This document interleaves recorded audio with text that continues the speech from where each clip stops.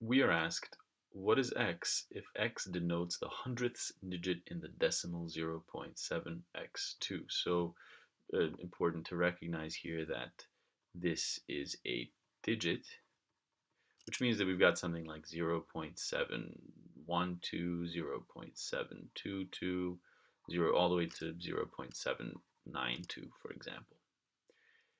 We're then told that, or rather the statements are, if the decimal were rounded to the nearest hundredth, the result will be 0.78, and again, if the decimal were rounded to something, the result would be something else.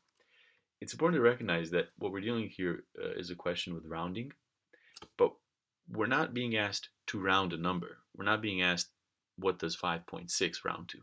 We're given a result and asked what could round to this result. This is how rounding is often tested on the test, because it's too easy to just give you a number and ask you to round it. So there's actually a very straightforward process for working through a question like this when you're given a result and asked what could round to it. The first thing you do is you write down the number that's the result that's that we've rounded to. In this case, it's 0.7. Let me write that 0 a little bit better. 0.78. What you then want to do is you want to stick a 0 at the end of that, like so. And then add 5 at the very end. What this gives you is 0.785. This is the upper limit of the numbers that could round to 0.78, but it doesn't include 0.785. Again, we'll rewrite 0.78 and we'll stick a 0 at the end. And then what we're going to do is we're going to subtract 5 from the very end. And what this gives you is 0.775. This is your lower limit. So for statement 1, when we're told that some number rounds to 0.78, that means that this number is in between.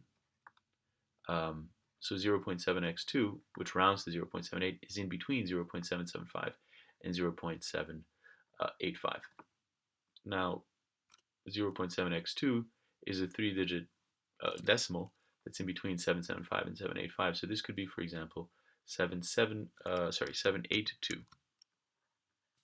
It can't be 772 because that's less than 0.775, and it can't be 792 because that's more than 0.785. And so in fact, 0.782 is our only option, so x has to be 8. So statement 1 is sufficient. What about statement 2? Now statement 2 tells us that we're rounding 0.7x to 0.8. So we'll do the same process as before. Let me now just, well, I'll keep that up. Let me do it over here. So we'll do it over here. So we start with we rewrite 0.8, and we stick a 0 at the end. And then you can subtract first if you want, it doesn't matter. This gives us the lower bound, 0.75. We'll do the same thing to find the upper bound. You rewrite your result, you add 0 at the end, and then you add 5 to the very end. And so now our upper bound is 0.85, which means that we're dealing with, I'll keep it color-coded, so 0.75 is less than 0.7x2, which is less than 0.85. Is getting a little bit messy, but that's okay. And so what we're told here is that we have 0.7x2, which is in between 0.75 and 0.85. Well, 0.75 can be written as 0.750, and 0.7x2 can be written stays as it is, and this is 0.850. So 0.7x2 can be, for example, 752, 0.752, or 0.762, and so on, all the way up until 0.792. So there are multiple options for x. It could be 5, 6, 7, 8, or 9. And therefore statement 2 is not sufficient because we don't have a tight enough range. And the answer is just